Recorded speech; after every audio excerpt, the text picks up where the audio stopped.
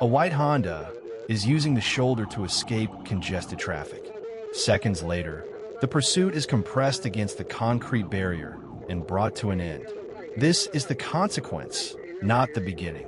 To understand why this Florida Turnpike traffic stop became so dangerous, we need to reset the timeline and separate what the camera shows for what authorities alleged.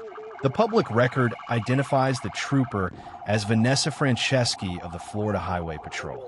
According to the agency account archived by Wikimedia Commons, the driver struck the rear of her patrol car during a traffic stop and fled. The footage then records the pursuit that followed. The filed charges were allegations, not a finding of guilt in this video.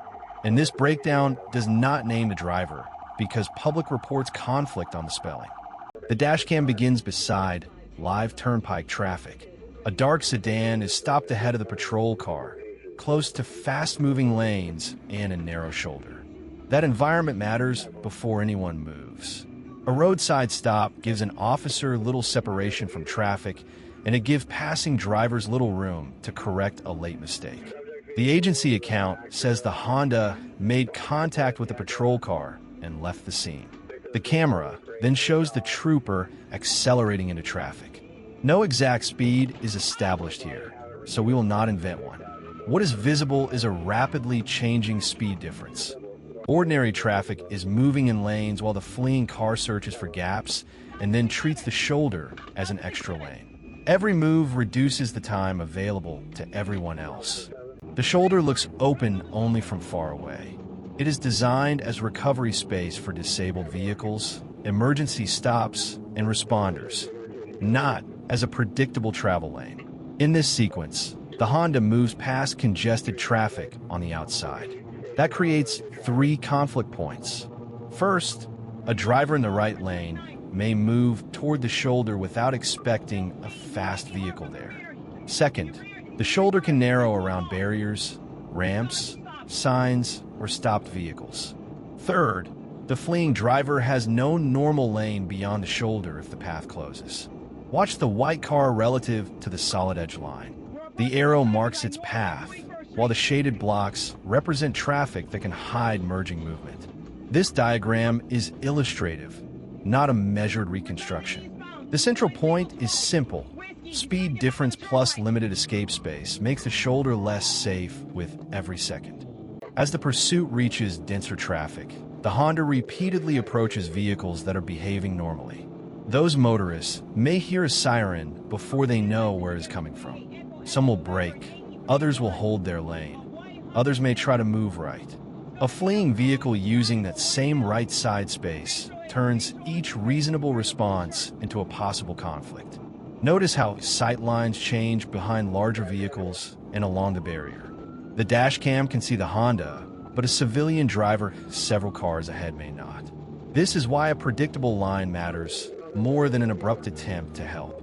If emergency activity approaches from behind, check mirrors, reduce speed smoothly, and create space only when the adjacent path is clear. Do not follow an emergency vehicle onto the shoulder and never accelerate into a gap simply because another car just passed through it. Near the end, the patrol car closes on the Honda beside a concrete barrier. The agency description says the trooper ended the flight with a precision immobilization maneuver. We will keep the explanation at a high level.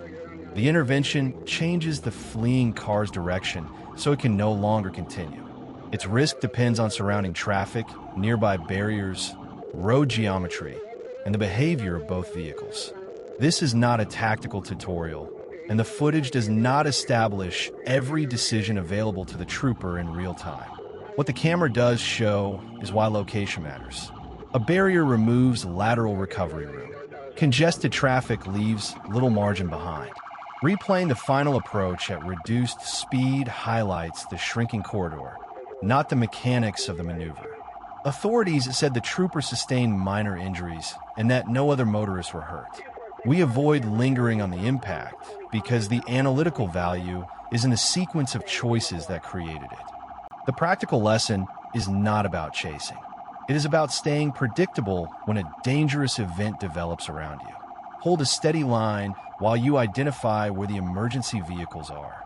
Increase following distance so you can slow without a panic stop.